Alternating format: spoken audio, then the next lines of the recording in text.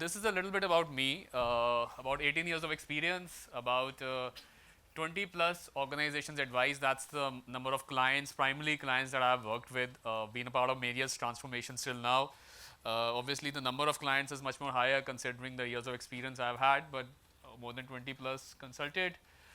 Been a part of more than 50 plus transformation programs till now, almost like I'm a part of 2, 3 transformations every year going on, in some cases even more than that. And I've had a global career in which I've physically worked in more than 15 plus countries. I've had like stints in Europe, stints in Middle East, stints in ANZ and so on.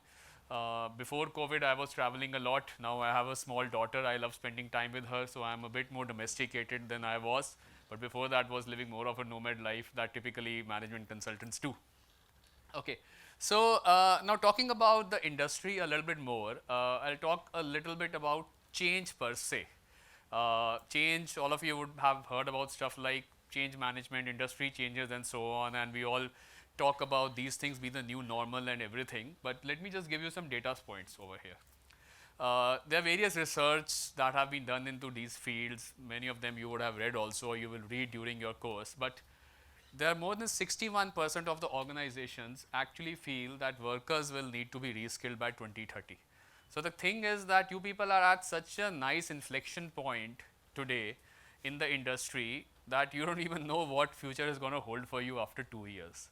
So we were just discussing with your faculty before this session that the kind of skills that you are actually expected to attain right now may be very different from what you will actually need when you pass out of your courses 2 years down the line. And now imagine right now if this is the status of you guys who are right now studying in these schools, how it must be for the companies. Every 2 years, every 3 years, all of us have to fundamentally reshift the way we are thinking, reshift the kind of skills that are there, pivot to something new and move on. Like 3, 4 years back, this whole AI wave was not that dominant. Today, it is the dominant thing in which everybody is expected to have AI skills. 3, 4 years down the line, it will be something else. And why is all of that happening? That's because companies are finding it really difficult to survive in today's business world due to all the challenges which are coming in. Do you know what was like the average lifespan of companies in say 1970s, 1980s? Lifespan, when I know like till what time does a company survive? Any idea here? It used to be about 40, 50 years. So there are certain books, if you have interest in reading, you can read about books called Built to Last and Good to Great. These are like very traditional books that any B school person is expected to read, but they are a little dated right now. But if you think about that and you read about them, there are companies that would be mentioned over there with lifespans of 40 to 50 years. You know today how much it is? It's basically gone down to less than 20 years. So any big company that you think about today is looking at a lifespan of just 15 to 20 years. You think about it, this institute itself is more than 20 years. So just see any company which might be a very desirable one today is thinking right now from a standpoint that they are not even going to exist 20 years down the line. That's how fast business world is moving today. And within those 20 years, do you know how many typical transformations the companies are doing today every year? Any progressive company, any idea how many transformations they are doing every year? Any rough idea from any of you? 4 or 5. Anybody here? Sorry? 4. 20? 4 to 5. So generally the consensus is 4 to 5, which is fairly the right idea, but it's actually increasing. So if you look at maybe 15 years back, companies used to do 1 or 2 transformations every 3 to 4 years. It's like there was such a good amount of stability coming in that they were looking at maybe transforming themselves once every 3 to 4 years. Today, every major company is undergoing 3 to 4 transformations, like all of you are saying, every year. And when you talk about transformations, these are not just small changes coming in. These might be M&As, these might be new enterprise level systems which are being developed. These might be fundamentally rethinking the operating model, moving from products to services, shifting to a more service driven culture, and a lot more shifts which are coming in. So that's the pace at which things are moving. So when companies transform themselves, who get impacted the most? Employees, customers, others. End of the day, that's how it happens. Like no matter what would be the source of the transformation, what would trigger, humans are the ones who make it successful. And that's where you all are also in a unique position that by the time you actually pass out, the companies that you are probably targeting right now or the ones that are there in your mind might be looking very, very differently from what they are today. And then you will yourself be part of so many transformations that it's important for you to develop those skills right away. And these 2 years are going to be the best 2 years of your life, because this is the time when you can truly think about yourself, truly invest in yourself, and truly adopt to the world which is going to come in when you come out of your course. And that is what we are going to talk about today. So just few questions to get the energy moving in this group. The first one here is, what comes into your mind when you hear the word career? Growth. Okay. Yeah. There's a, okay. Success, growth, success. What more? Responsibility, money, very important. Yeah. Sorry. Personalities. What more? Okay. And stable. Anybody in the back over there? Learning. Okay. Financial aspect. Financial aspect is, by the way, very important. Yeah? End of the day, we all want companies which give us good packages, right? We also have to make our living. Okay, yeah. Somebody at the back over there, a hand raised. Yeah. Sorry. Perfection. Okay. Secure. Jain sir, my name is Satvik Gandhi. It's a transformation. Transformation. Okay. Very interesting. Using your skills, society aspect of it, sustainability and all that. Adaptability. Yeah. Evolving. So, sorry. Passion. Yeah. Okay. So that's all. So these are the things that coming in your careers. All spoke about success. You all spoke about growth. Some of you spoke about the importance of financial aspects. Some of you spoke about giving back to the society. Some of you spoke about learning. Some of you spoke about passion. I also heard transformation here and all that. So it's not a unilateral way in which we are thinking about a career. It's good to see it that way. But if I have to look at the commonality, all of you are thinking about your career in a very forward-looking manner. I didn't get answers like I want to become an investment banker, or I want to become a marketeer, or I want to become, say, a CEO, I want to become a CXO and all that. All of you are thinking more from the perspective of what would be the adjectives, or what would be those things that are going to shape what you want to do in the future. And that's the right way of thinking behind it. But you brought in adaptability, you brought in learning. The thing is, success, stability, all of them are outcomes. But what are going to bring through that in the ever-changing world? It's things like this, which is about how will you adopt, how will you learn, and so on. So, good job thinking in the right direction, but just wanted to have these thoughts also coming in your mind, because many times when we enter B schools and we think about our careers, it's basically being thought through in a very linear manner about where we are going to be successful. And the definition of success also varies from person to person. And more importantly, it also has to come around with a lot of factors, both tangible as well as non-tangible ones. Okay, what worries you about starting your career in this environment, or what worries you most about starting your career in this environment? Speed of change. Okay, and not knowing enough. Okay, what else?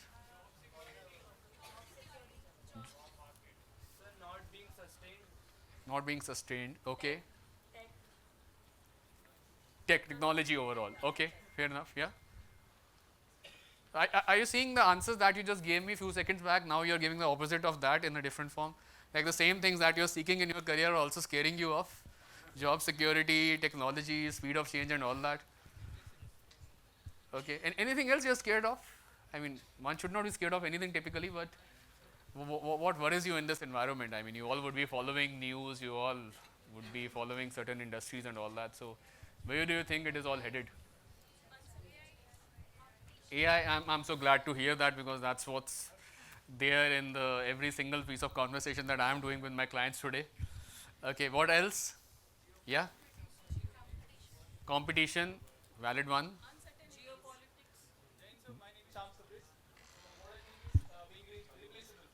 Being replaceable, okay. Geopolitics, okay, yeah, fair enough. That's a relevant one. But I like that one, replaceable. Like, why do you think we will ever be replaceable? Are a lot of you worried about this being replaceable? Okay, you have your hand raised. Please go ahead. Yeah. That's Fair enough. Fair enough. But when you talk about replacement, replacement by whom? By technology, but replacement by humans, replacement with AI. What kind of replacements are we talking about? Humans. What kind of humans? We are also humans, like. Please have a seat. Okay. Humans who have more knowledge and better competitiveness. Okay. Better at using AI than us. Okay, that's going really specific, but valid point. What else? More understanding of the business. Okay. Anybody else? Like, why are we even worried about being replaceable? I mean, the economy is booming, the number of jobs are booming. You all are looking forward to courses which you think are going to be catalyst towards the next phase of your career growth. So, yeah, you have your hand raised over there. Go ahead.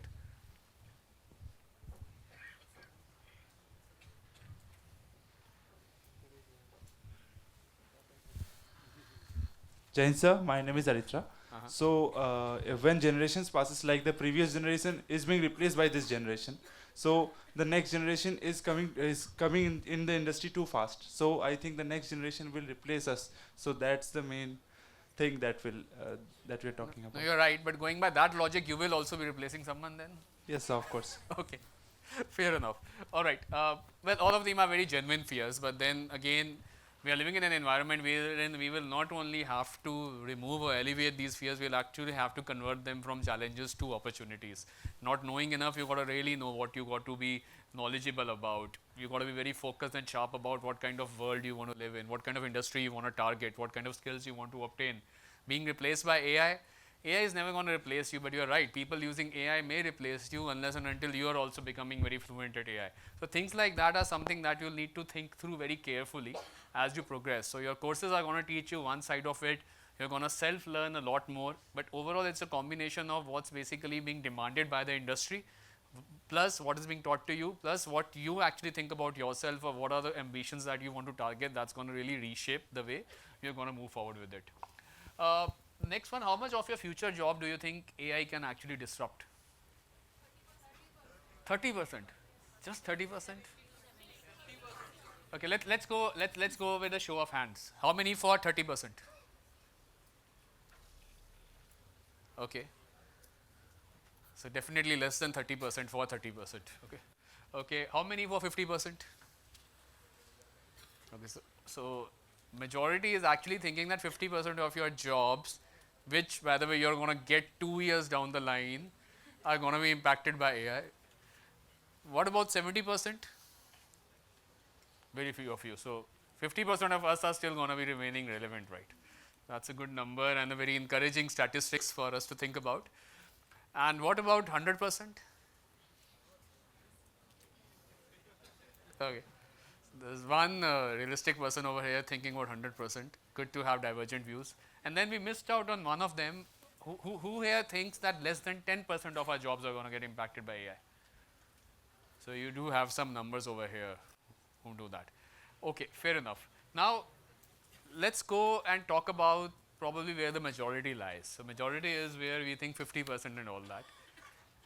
What kind of activities, what kind of roles, what kind of those specific technicalities of your job do you think will AI be taking tomorrow? Sorry? Data we are talking about, yeah. Entry level data, okay. Somebody from the back, yeah, I see the hand raised. Repetitive tasks, okay. Okay, anybody else?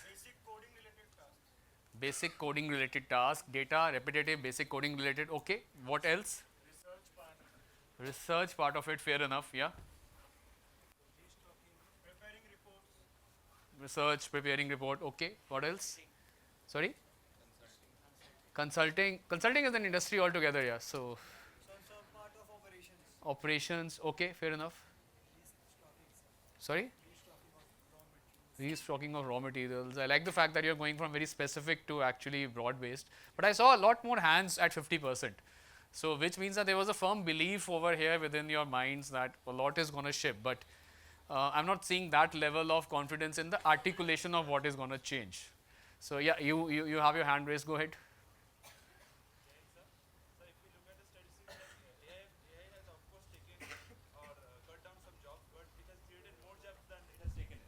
Okay, so you're saying it's just for the interest of everyone, what he's saying is that if you look at statistics, AI has taken a lot of jobs, but it's actually created a lot more jobs also.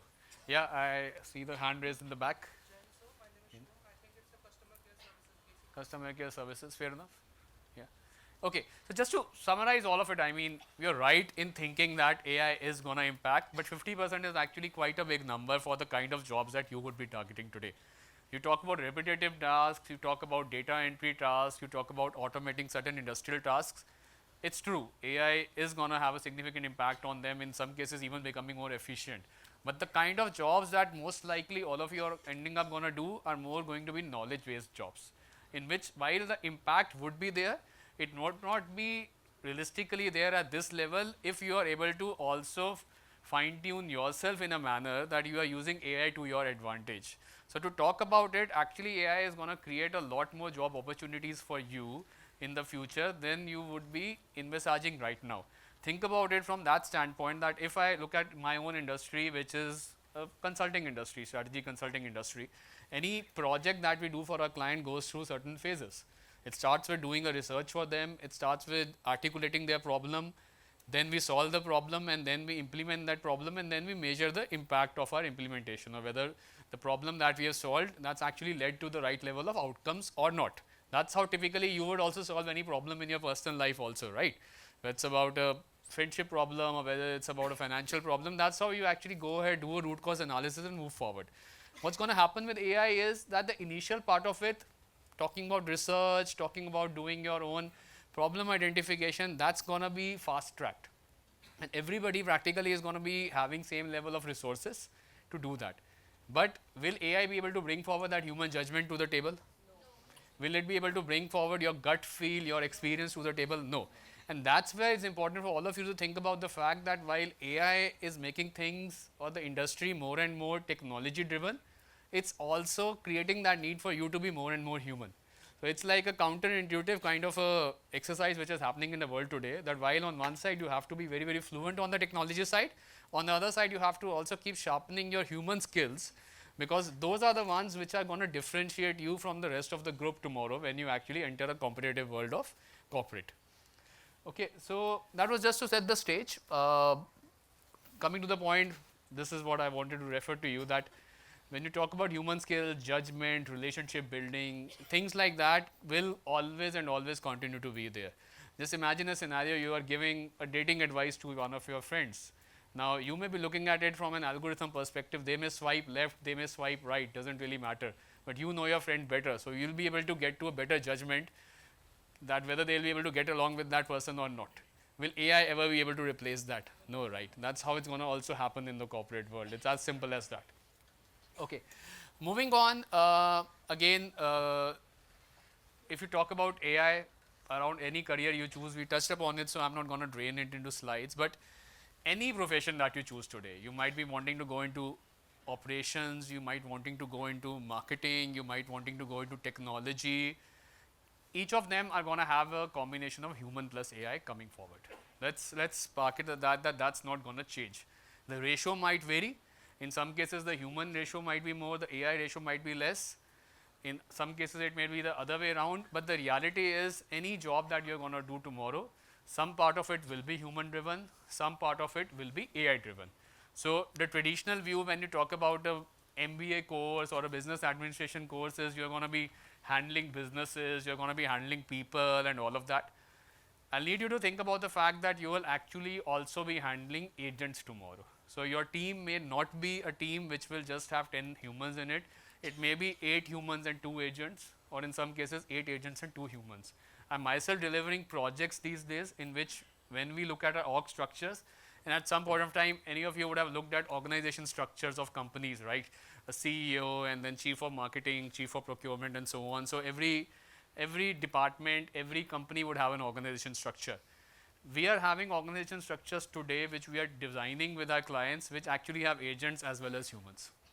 We are not at yet stage wherein agents are actually taking the C-level positions, but if you think about it, tomorrow the kind of teams that you will be managing, you never know. You might actually be having 2 team leads who will be orchestrator of various agents or who would be AI driven, and then rest of the teams would be more humans. And all of this might be looking very futuristic to you right now and more natural for me to say because I am encountering that on a daily basis.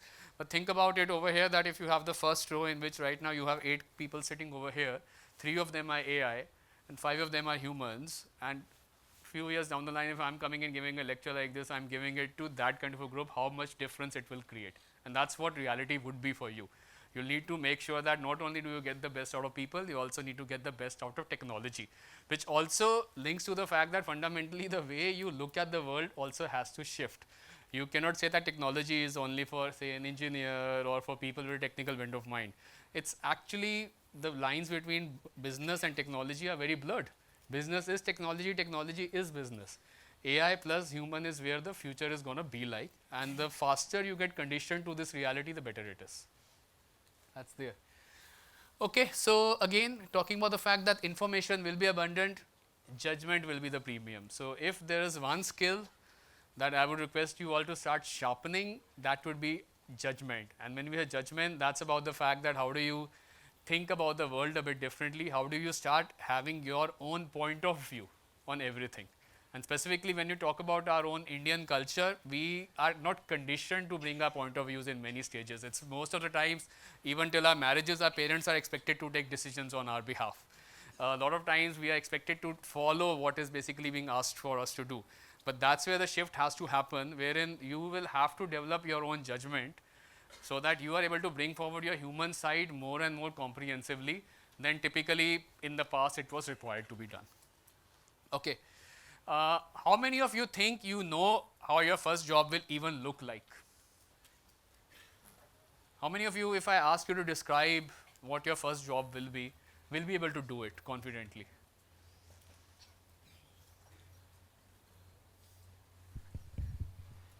Think about it. I mean, you're here in this course for a reason. You will be spending like the more amount of time you have spent in the earth today, you will be spending more than that in a cubicle after you pass out. So think about it, how your job is going to look like. Yeah, go ahead. Yeah. First of all, what I'm studying here is to know all the business processes, and in the company also when I will join as a management intern, Mm-hmm. I will be understanding all the processes that are taking place in the business, Mm-hmm. and also have Yeah, go ahead. I'm just walking through just to be more closer to all of you. and Yeah. also to know how all the departments are integrated. Okay. So just for the interest of everyone, what she's saying is how the departments will be integrated, how the various functions will work, and so on. Again, good. That's how it's going to be. Anybody else can envisage how their jobs are going to be like? Yeah, go ahead. Sir, I think that Jain sir, my name is R.S. Srivastav.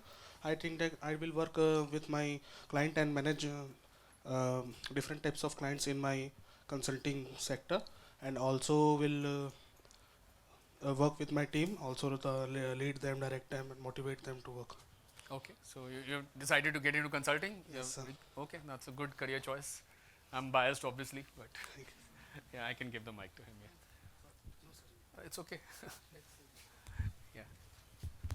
Jain sir, my name is Anuj Chokse. Sir, I am aiming for a SAP FICO consultant, so my job would more be like computerized, and it would be like understanding the accounting process, the financial analyst, like auditing of that, and suggesting mm, uh, the end users how to do their work. Sure. Yeah, just for your interest, I'm on a project right now. We are implementing SAP for a chemicals company. We actually have, in addition to a FICO expert, a FICO GPT. So we have created an instance of Chat GPT and fed it with all the information about our client. And in addition to the human FICO expert, we are actually having that GPT FICO expert also coming with us. And both of them are working together. So many of our queries are actually getting addressed by them before we actually go to the human FICO consultant. So just that's a reality check. No, it's actually in a state wherein I won't call it a danger. I would say the way to think about it is, I don't know how many of you understand how what he says when he says FICO, it's finance and controlling. But basically, What we are talking about here is understanding the processes of a company and then revamping them using SAP. So it's not in danger from the perspective that you're actually increasing the kind of value creation activities you are doing. Like right now, a lot of your time would probably be going into simpler queries. That is going to go away, and you will be able to use your time in more value creating opportunities, which are more complex in nature for your clients. So the same client which is going to pay you the same amount of money is actually going to get more complex work done out of you than anything else. So it's a slightly different thing which you're going to experience. But anybody else has a please sit down. Anybody else has a perspective on how their job is going to look like? Yeah. Jain sir, I am Jay Kumar Lohia. Sir, honestly, it's gonna be like my first step towards the corporate life, and I actually will take any job which I could get. Practical perspective to life. Yeah, but sir, if I could get my dream job, that would be one of the job in operations in any kind of manufacturing company, in working in a shop floor, where I get to be in a management position and get to have a saying in working towards the company and its culture. Sure. Fair enough. Okay. Yeah.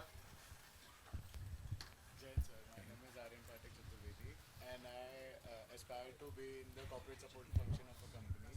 So, in the Finance sector. Okay. So whether it is financing, whether it is investing or operations. So, either of the three, I am very much sure that I will be using AI in it. But yes, for managing some part of it, or making a budget about how a company will invest into its operations or investing or financing. Sure. Great. Thank All you, right. sir. So, yeah, young lady over there, please. Jai Hind sir, my name is Devika Nair. So I have already worked in for 1 year and 10 months, so nearly 2 years. So I still remember. Where did you work? I worked in Deloitte, India. Okay. Yeah, so before working, I still remember we had this perspective of, okay, finally getting into the big fours, earning money, having a work-life balance. Now I am a PMS graduate. I have specialized in finance already for the corporate world. But getting in here, in there, gave me the real insights of that is the time when I realized that we were never prepared for the uncertainties about how the corporate world would look working with different kind of people, cross-functional teams, how to be calm and composed. Perspective was entirely different before getting in and after getting in, and it's a major transformation. And I would say that it's the best version of ourselves that came out, because that is a phase of our life wherein we worked with different kind of people, clients. We get to know about the work culture. It's something different from what we learn from the syllabus or from the textbooks. It's a real life world. It's entirely a different learning experience. And that's the time when we get to know that life is a learning experience and it never ends. We have to upskill ourselves. We have to keep learning and keep going. So yes. Sure. No, valid points, and I'll pause this question here. But the reason I wanted to bring this up was 3 reasons actually, technically. One was for all of you to just put your minds together towards thinking where you want to go in the future. I'm pretty sure now with this induction program that has been going on, it must have shifted your perspective quite a bit from the time that you actually took admission. So what happens is life outside in the MBA looks very different from when you actually start coming into it. And then it fundamentally looks very different when you actually start getting into the corporate world, what you were just explaining it to us right now. But this is the right time for you to actually think about what kind of a job you are going to get into. And you will not have the answers right now. If you had the answers right now, then it would have become meaningless for you to actually get into this course in the first place. What's important is for you to start thinking about what kind of work you want to do. Maybe figure out 2-3 industries or 2-3 kind of roles that you are going to sharpen your skills upon. And then later on, when the time comes for you to finish your courses, think about which one do you want to choose through by looking at the other variables coming in, like the type of company, like the compensation, like the future impact and all that stuff there. But you can't really leave it till the very end to think about where you want to go into. And see, money, success will always follow you in any industry if you actually put your heart and soul into it and if you are talented enough. But at the same time, you would have certain sect of, I would say, skills that you would see getting more relevant for a particular industry. And the generations that you all are coming from, you're actually much more privileged than the time that we did our MBAs. We had limited career options. But for you guys, it's actually expanded quite a lot.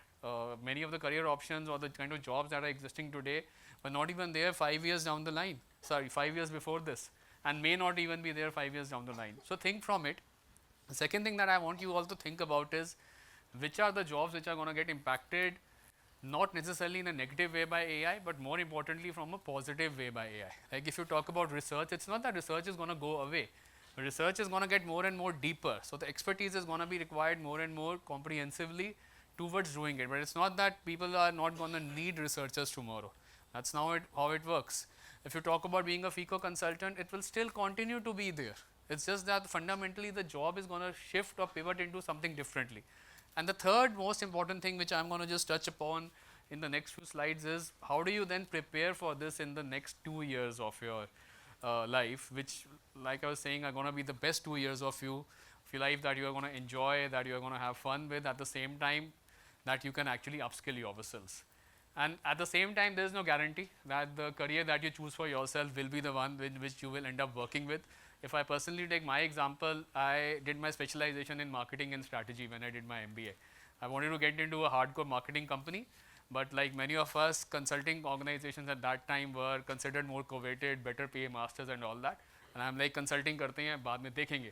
I got into a consulting job which was a business strategy consulting role, which for me at that time was a very fancy one. You can imagine my first year getting into doing all sort of financial ratios, company valuations and all that stuff. But at the same time, the way we used to envisage a management consulting or a strategy consulting job at that point was sitting in a boardroom, reading economic times, sitting with the CEOs and all that.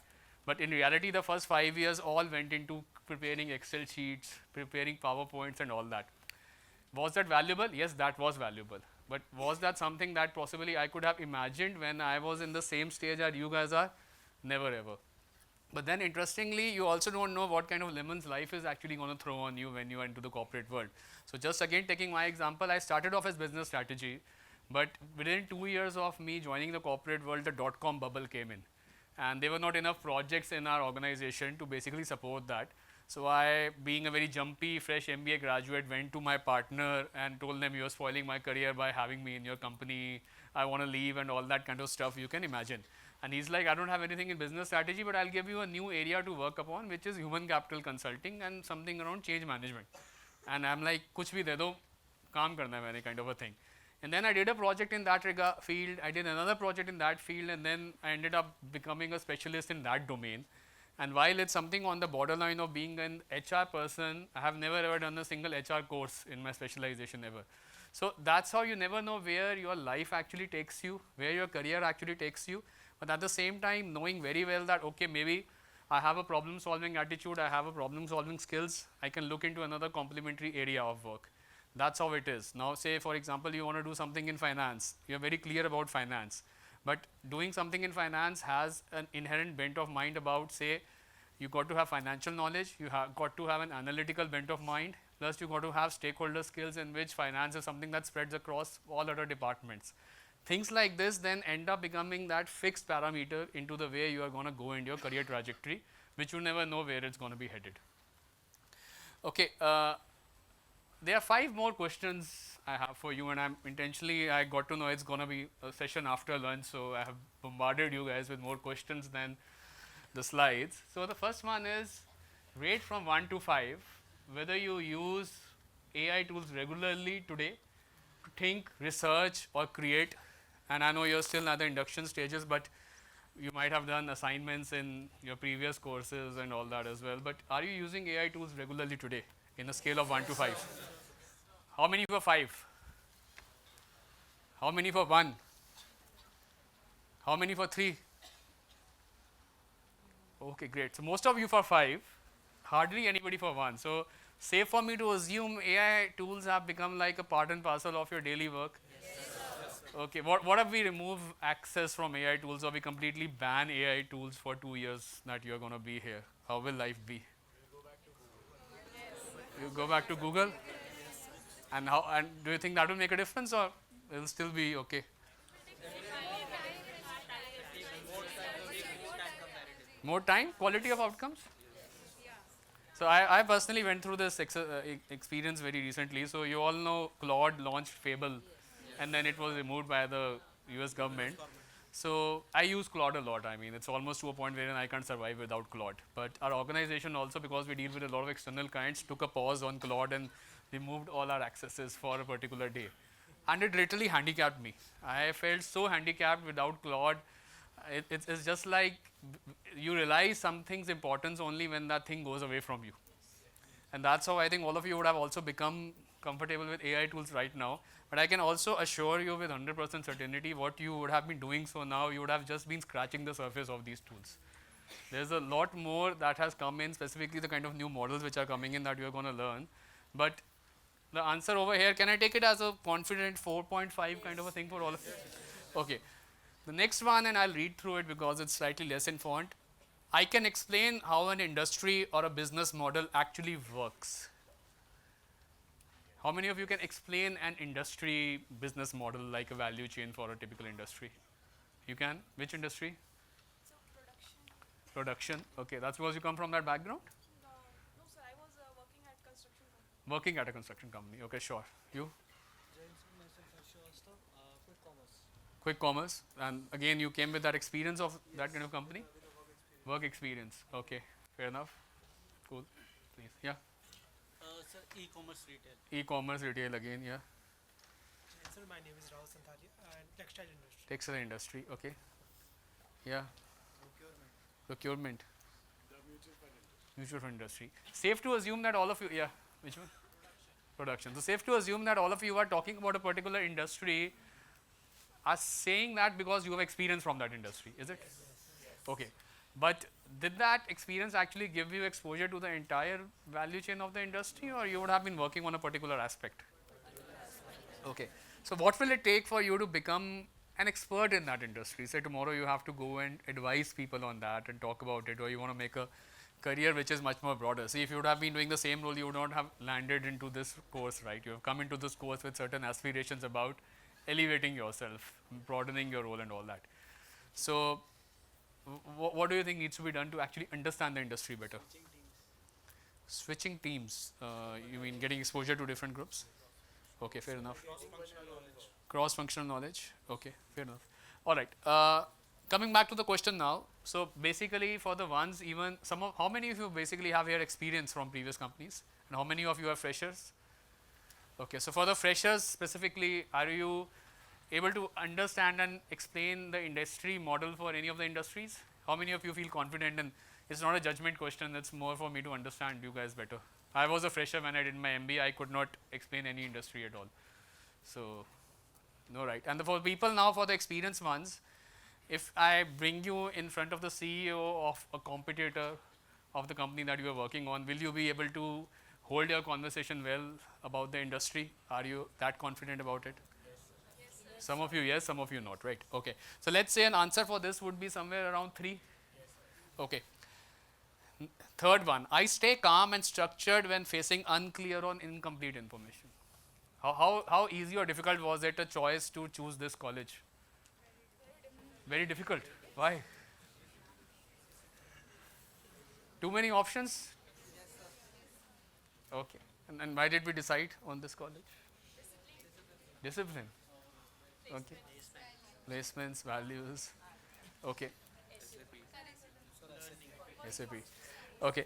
But how comfortable were you with the fact that you had to take a decision when there were too many options available to you and not possibly a clear-cut path, at the same time abundance of information available? Like today, any college you have to go, there's too much information available over there. So I remember when I was doing my MBA, there used to be a website called pagalguy.com. I don't know whether it exists today or not.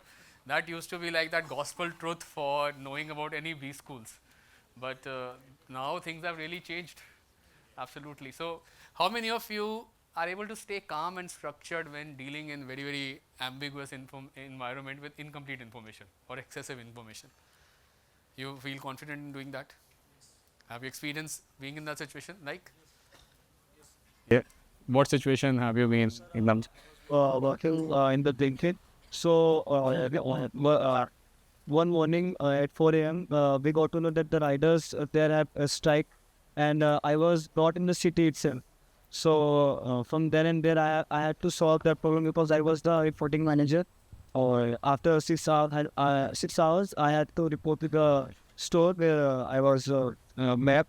So that's the situation I find very tough. But eventually, I talked to the writers because I had good relations with them.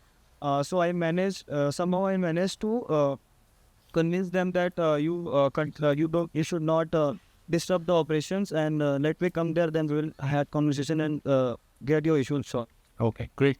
And did you panic at any stage? Yes, sir. Sometimes I do, but mostly I can manage that. Mostly you can manage, okay. Does everybody has the same opinion? Like you all are very comfortable dealing with ambiguity, or do you all panic? Please sit down. Thank you for it. Panic? Okay. Can I get an answer for that around something like a 2 out of 5 over here? And all of us still panic. I mean, after so many years of being in the industry, today I get a client escalation saying they are not happy with the solution I provided, I'll still panic. I get a phone call from my daughter saying that at an uneven hour, I'll actually panic. So, because I don't have the enough information right now to deal with it. Okay, but good example that he gave. He gave an example wherein, I don't know how many of you were able to hear it, but about the fact when riders were not able to come and then how calmly he was able to convince people and so on. Okay, fourth one, a little technical, but are you able to simplify a complex problem into a story that someone else can follow? See, often life is about simplification. One thing that I have learned during my entire career is the more you simplify it, the better it is specifically for a problem. You should actually look at it as if you're explaining it to a 5-year-old. So, are you all comfortable in doing that? Okay, let's take some examples. Okay, so all of you agree that 50% of your jobs are going to get impacted by AI? Okay, I asked examples of that from all of you, right? How many of you were able to exactly articulate me how you arrived at that 50%? I think there were just 3 or 4 of you who actually made an attempt at that. Now, if I go around asking that you are saying this much of a job impact is going to come in, will you be able to explain that to a 5-year-old?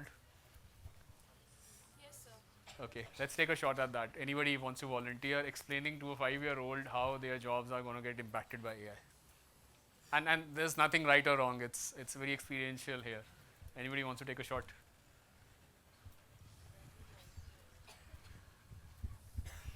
I'm not your faculty. I'm not going to rate any marks or something to you. So, and these two are sitting over here, but they will also not do that. Yeah.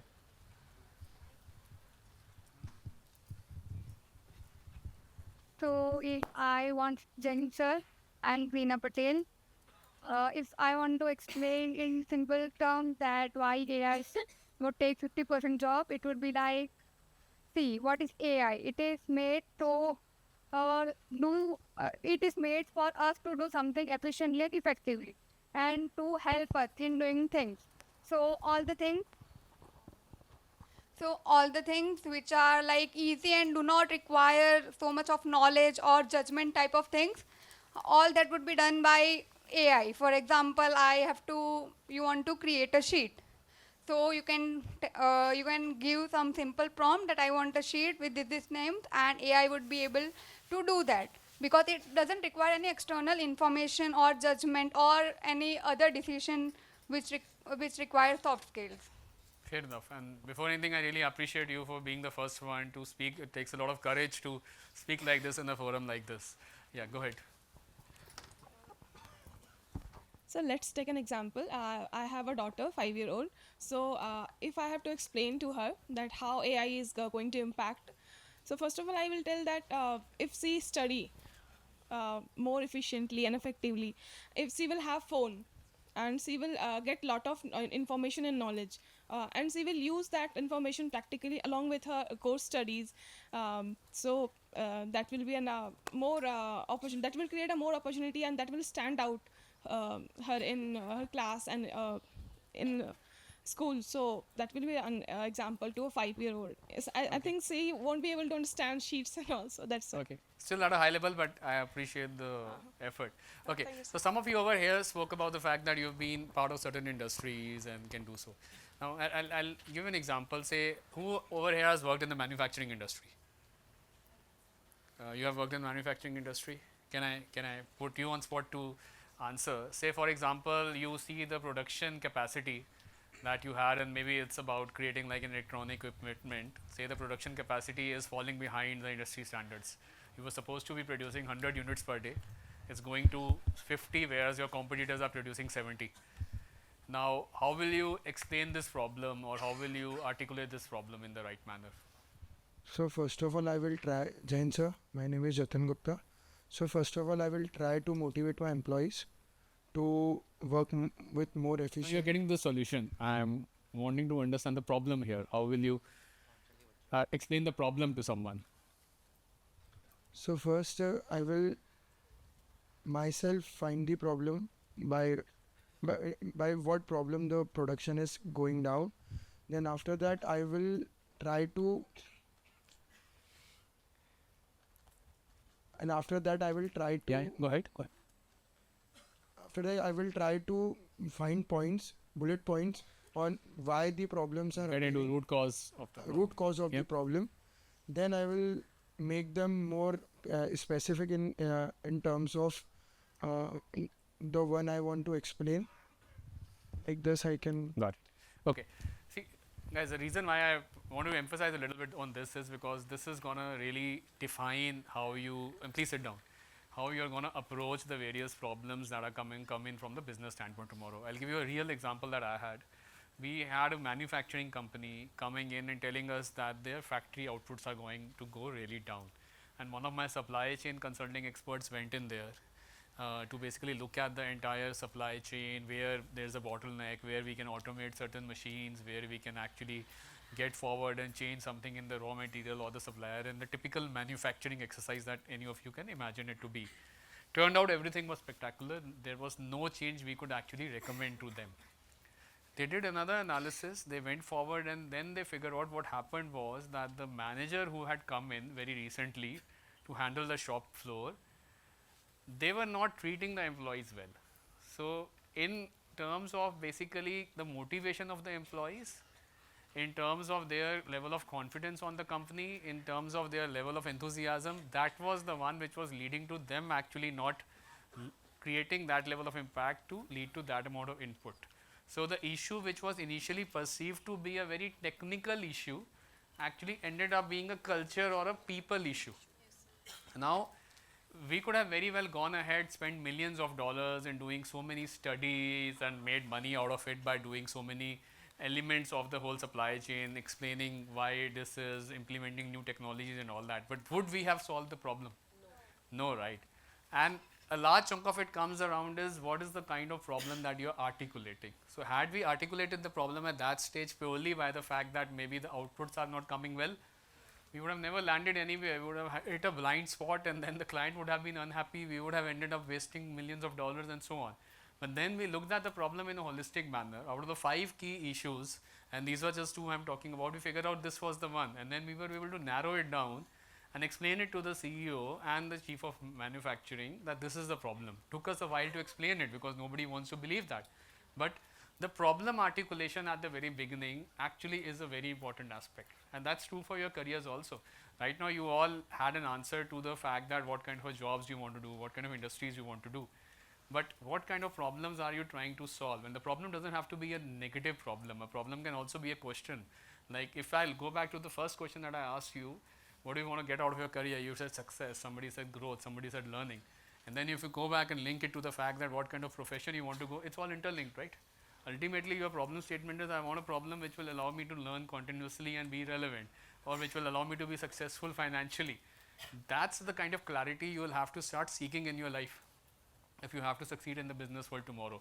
Because the more open-ended you remain, that will not be the case.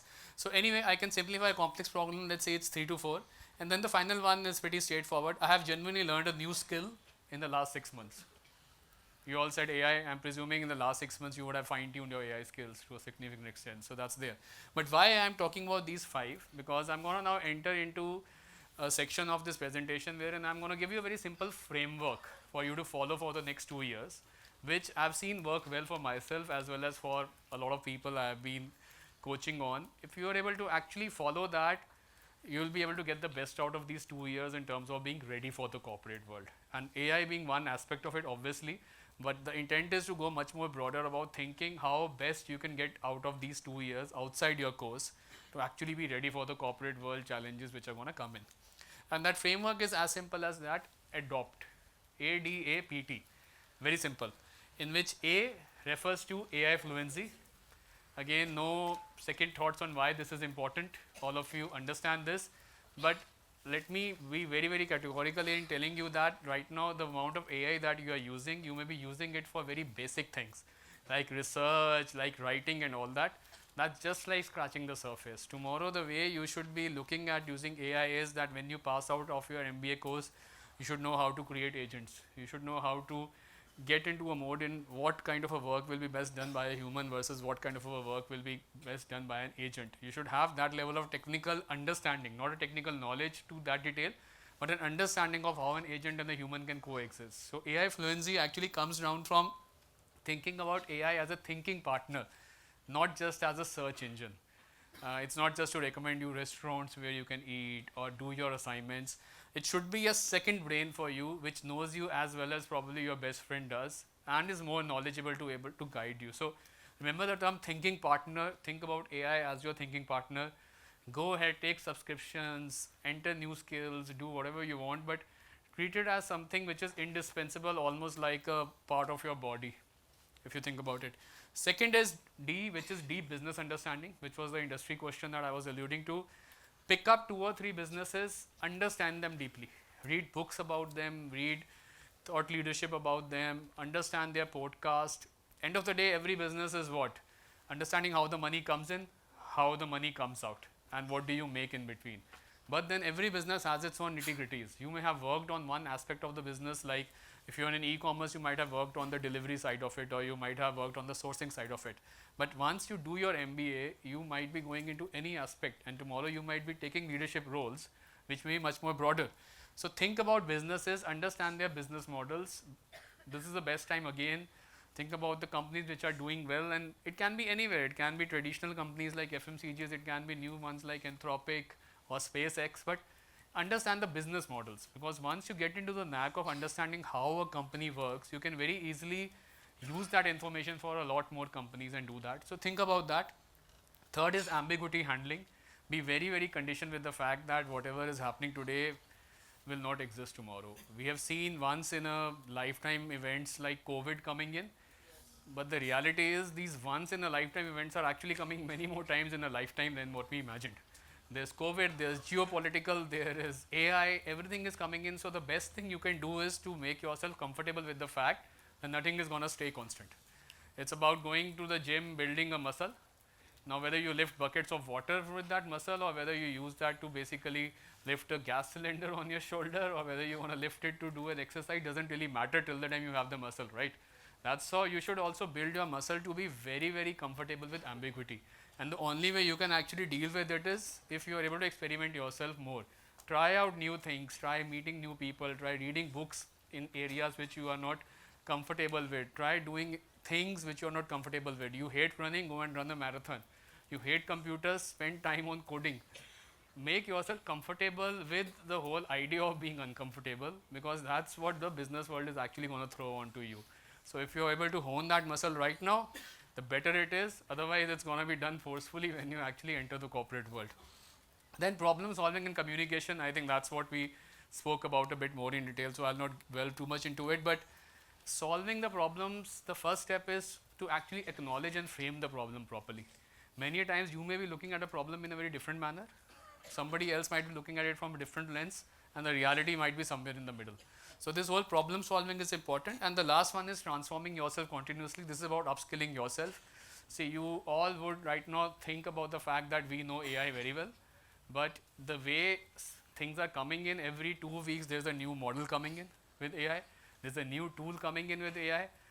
you cannot really cope up with the pace at which these things are coming in. So you make sure that you're actually transforming yourself continuously, learn new skills every semester beyond what is being taught to you in your college. Whether it's about business skills, whether it's about analytical skills, whether it's about communication skills, anything. Just make sure that you get into the habit of learning new things every day, because that's going to be a necessity when you move out of your courses and get into the corporate world. So this is the adopt model. Just before I close, I'll talk a little bit more about each of them. AI fluency, think about it as a thinking partner, what it looks like. Every research, every activity will start with AI, but you have to go beyond that. You just don't have to use it to make a first pass out of it. What I would like you to try this month, very simple, use 3+ different AI tools. Try to see what are the difference that they are going to bring in. Try to see what exactly is the good thing about one tool versus what is the good thing about another tool. What are the inherent biases that each of the tools are having. In which category would the tool fit best when you want to use it? Like if you want to do deep research, you might want to use Claude. If you want to make a travel itinerary, you want to make ChatGPT. You want to do a conversation, you might want to use Gemini. Think about it, get familiar with the 3 tools.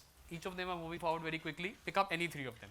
So just follow that thing, try doing that for the next 1 month. Then the next one, deep business understanding. I would say pick any one sector. That can be finance, that can be e-commerce, that can be technology. Pick any one sector, read one book and one article on it. Today in the knowledge domain, when you look at internet, there's enough information available. In fact, there's too much available. So just pick up one book, just pick up any article. Doesn't mean whether it's the best in class or not. It's something for you to get more deeper into it.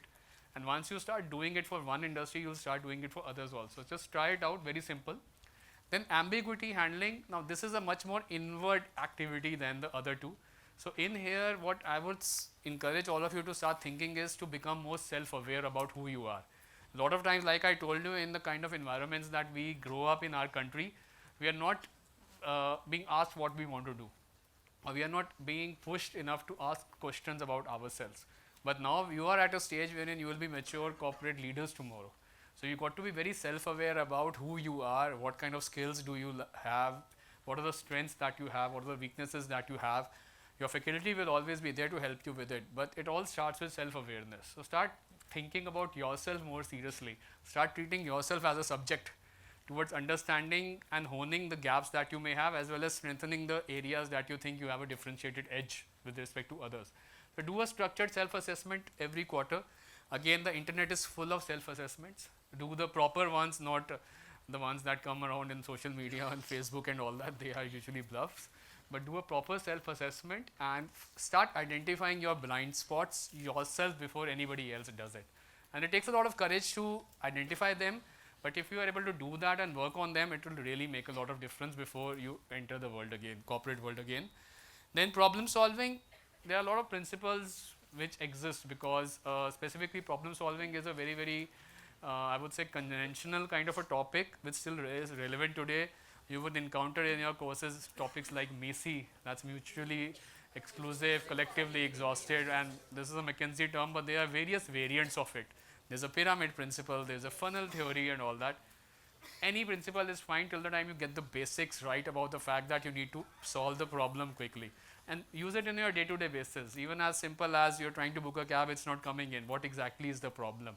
Is the problem that the cab is not coming in, or is the problem that you're actually booking it in a rush hour, or is the problem that there is rain going on, or is there a problem that you're trying to get it at a particular rate? It all fundamentally changes the way you look at things.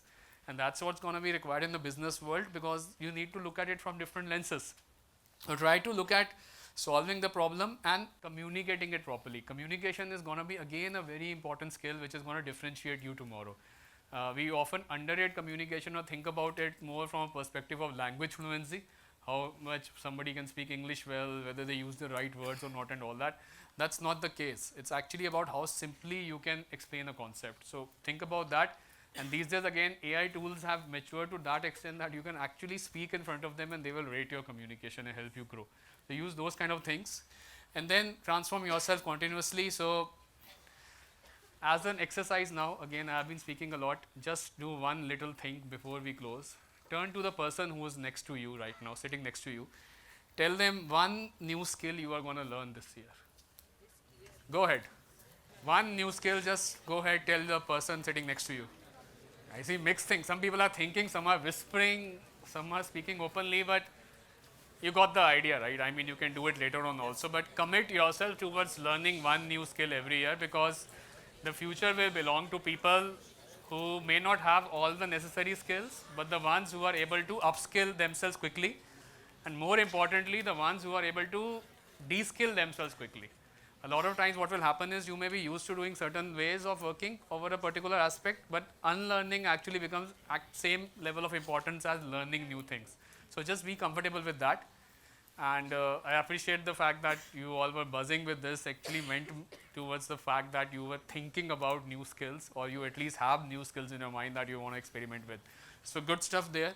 Again, all 5 at a glance, just remember this: AD, APT, very simple. There will be multiple variations of this that you may be seeing on the internet. Every leader is going to come up and say, but it eventually boils down to these 5 things. There may be more to it, of course, also, but broadly speaking, these are the 5 categories. If you are able to even focus on them, it will be enough, and it will be good for you to be prepared for this ever changing environment, because you got to accept the realities of the business world are very different today than what our previous generations were handling, what people 10 years before you were handling, and so on. And you are looking at careers of 30 years, 35 years, and so on when you actually enter the corporate world. So it's quite significant. May not look like that right now. As I said, you haven't even spent that much time living right now as much you are going to spend tomorrow working. But that's the reality, right? That's how we have chosen our careers to be. Whether you become an entrepreneur tomorrow, whether you get into a service industry or a product industry, a lot of things are still going to remain the same. Okay, so again, I'll just finish it with one quote. It's not the strongest of species that survive. So it's not the strongest of species that survive, nor the most intelligent. So it's not somebody who's getting the maximum marks or somebody who's physically more strong and so on. It's actually the ones who are more adaptable to change that are actually surviving.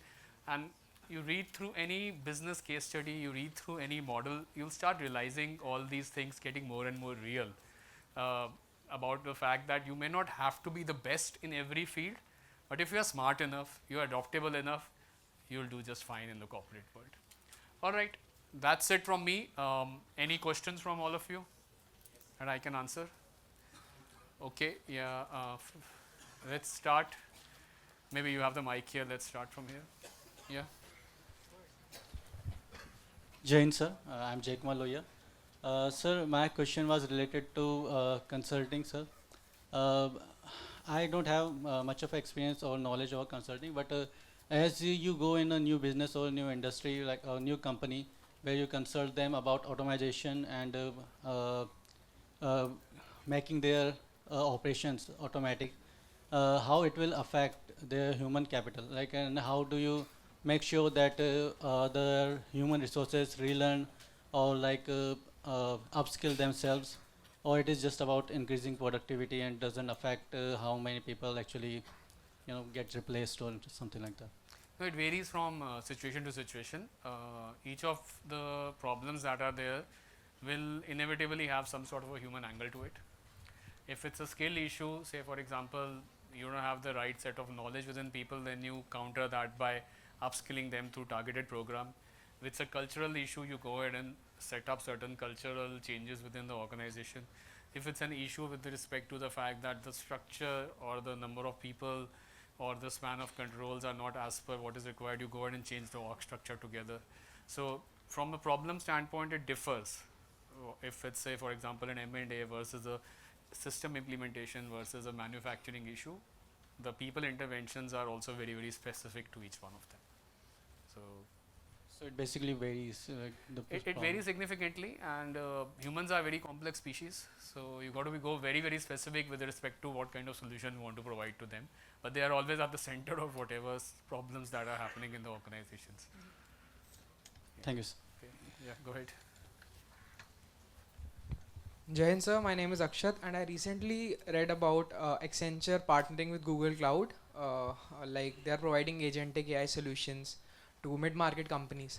So sir, my question to you is that how do you see AI agents integrating with existing ERP systems while maintaining the data integrity? Because data security with AI is a little No, that's the future. So today, any major ERP player, if you see it, whether it's SAP, Oracle, Salesforce, any of them, Yes, sir. they are infusing agentic AI within their workflow itself.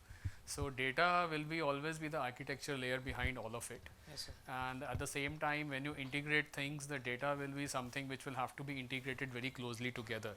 But the principles that are there for any ERP system or any cloud system will still apply to agentic. It's only that you'll have to ensure that the same protocols for security, the same protocols for integrity are also well covered in the agentic system, explicitly when you are bringing in a new technology to the table. But the integration aspect is getting more and more dominant.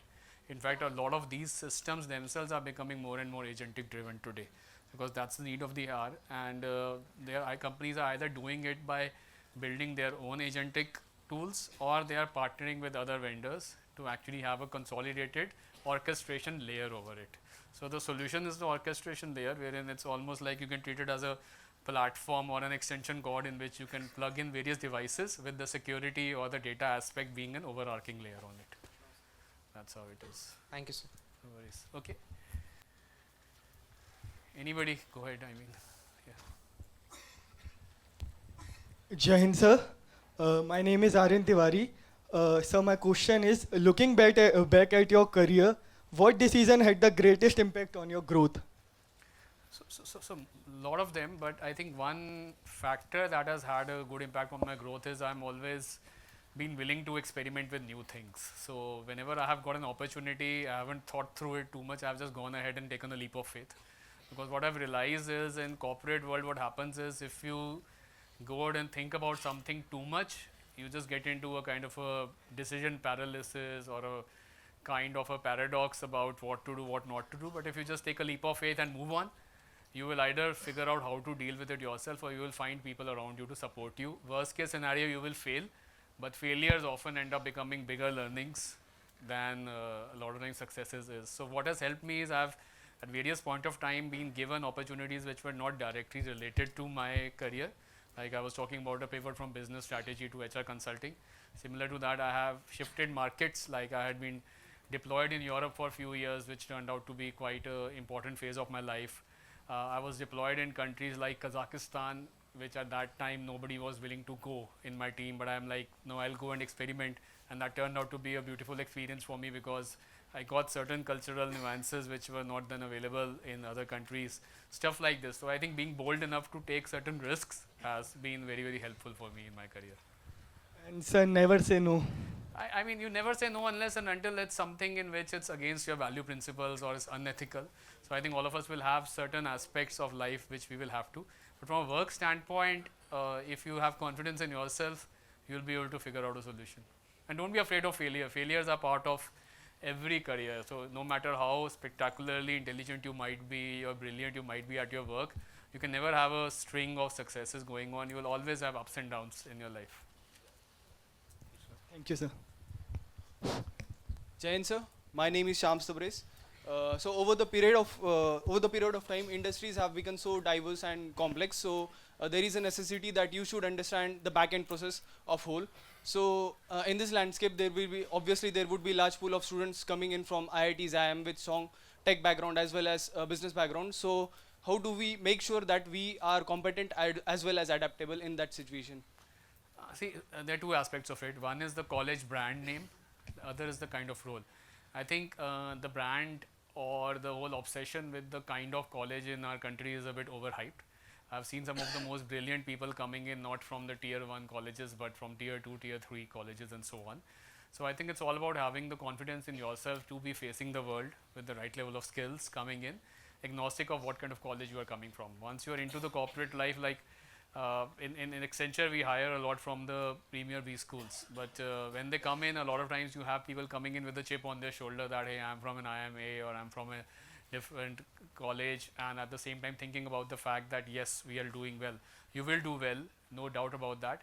But what we then talk about the fact is that yes, right from day one, now you are part of the company. So you have earned certain skills. So from that standpoint, I think you've got to have that confidence in yourself that you can deliver. Forget about people coming from other colleges or other backgrounds. But the second aspect of it that you're talking about from a technology standpoint, That's important because every role demands certain kind of skills. So if the role demands a technical skill coming in, then obviously either you have to upskill yourself in a different way or you pick up a different role.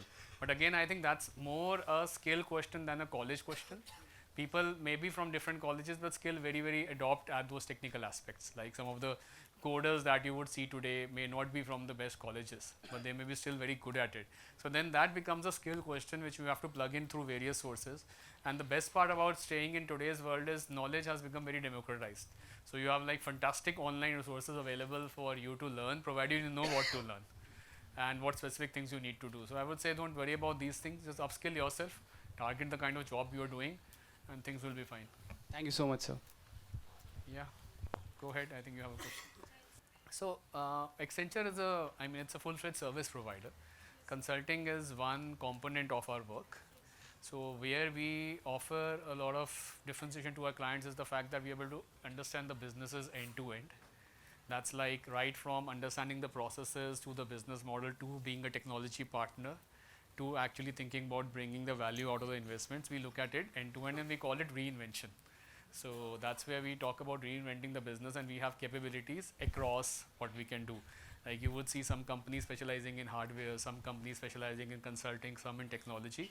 We have our own business process services wing, we have our own technology wing, we have our own consulting wing coming together to bring the best of it. Having said that, the real strength for us still lies in the kind of clients and the client base we have. A lot of work that we do comes in from repeatable business for us. So the client centricity that we have towards our clients, that's something which has often helped us play that differentiated card, because we are so close to them, we understand so well that we are able to understand their problems and advise them accordingly. Yeah. Okay, yeah, I don't know where to go. Please go ahead. I think that side we have, yeah. It's a very pertinent question, because a lot of GCCs that are there in India are trying to do that. And it's various combination of factors. The idea is that GCCs, while they started off as cost hubs, but a lot of them have today moved over to the side of becoming innovation engines. But how do you make that happen? There are technically three things at a very high level, and I can talk about this the entire day with you and still not cover all of it. But one is from the headquarters side, the strategy has to be that GCC doesn't have to be seen as a separate entity, it has to be seen as something which is very deeply embedded into the fabric of the organization. So it should be seen as one of the key components, not as an offshore arm or something like this. Second is the kind of talent that you bring in GCC doesn't have to be only operational talent, it has to be strategic enough to actually guide the company towards that.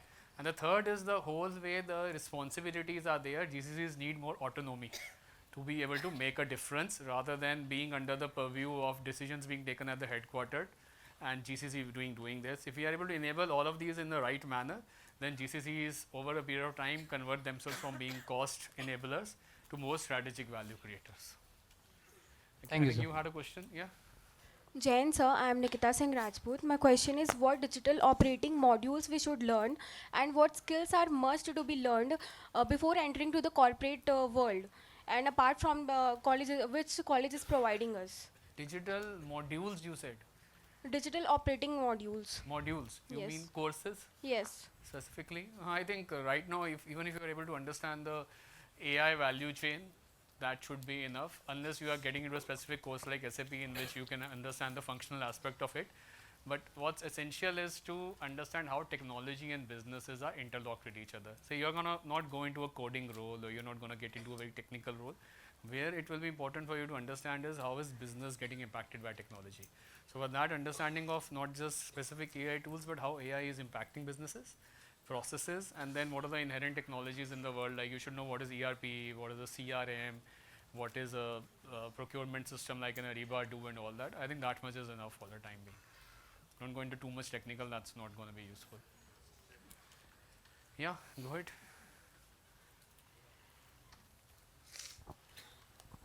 Jai Hind sir, my name is Nainika Chaudhary.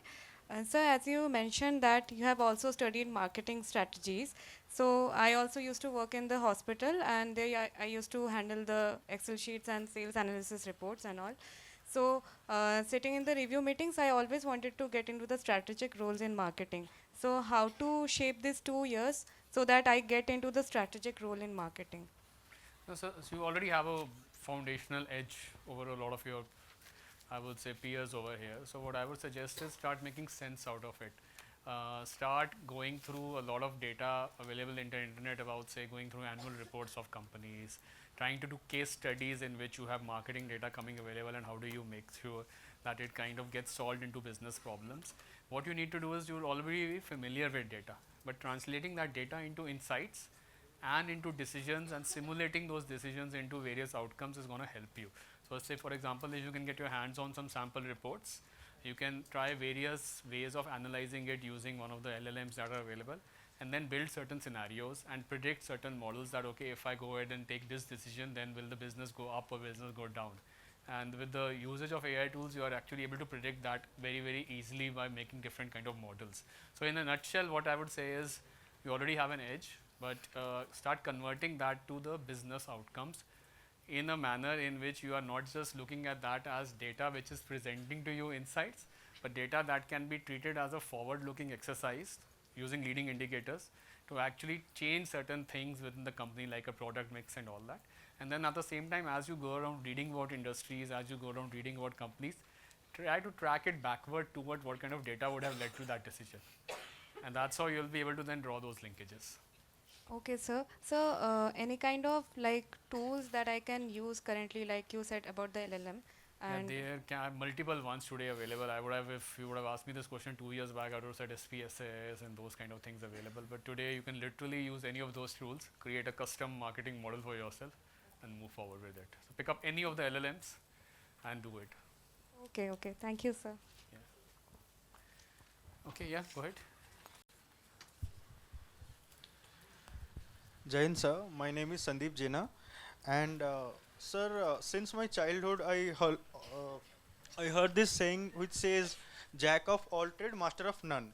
But nowadays, it's more of like Jack of all trade, doer of all. So currently, as Accenture is into investing heavily in AI, like Microsoft, Gemini, OpenAI, etc. So, according to you, what should be more suitable for us, like as a future consultant or a future professional?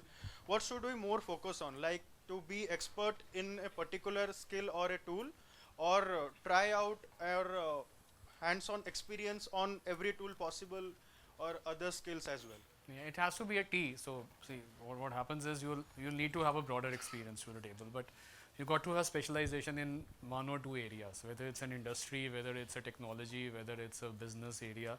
But think about it as a T, that on a platform level or a surface level, you have knowledge across everything. So if you're in a company, you should know how a sales team works, how the marketing team works, how a technology team works, and then going deeper into one of there where you have a specialty. Specialization will always remain the key. In fact, that's actually going to get more and more dominant with AI coming in. But the awareness around what is happening in your world is something which has become much more available today. So when you say doer of none, it's not a doer of none, it's actually probably being aware of everything, but a doer of one or two things which you are good at. So think about it as a T more than anything else. You may, during your tenure of your career, have multiple T's coming in together in a common row, but at the end of the day, you will always have specialization which will carry you forward. Journalist stuff will only take you to a limited distance. Beyond that, specialization is going to be helpful. Thank you, sir. Always. Okay, I think we are done. Or anything more? Okay, I think we are also on the top of the hour. But thank you very much for having me. It's been a pleasure speaking with all of you and interacting with all of you. And wishing you all the best for your future. I'm sure you all are going to be amazing corporate leaders in the world when you actually go ahead and hit the industry. And maybe we'll cross our paths again and look forward to working with you whenever there's an opportunity in the future. I see many of you have already connected with me on LinkedIn, so feel free to reach out, ask any questions that you may have, and if there's any way I can guide you, I'll be more than happy to do so. But keep the inquisitiveness on, keep adopting is what I would say, and wish you all the best once again. You guys are going to do awesome when you hit the corporate world, but at the same time, be respectful of the values that have been given to you by this institute, by your parents, by everybody in your family. Be humble enough to realize that things can actually turn anyway when you hit the corporate world, and always have that fire within you to keep learning as you move forward. Those are some of the things which are going to carry you in your long careers. But that's it from me. Thank you.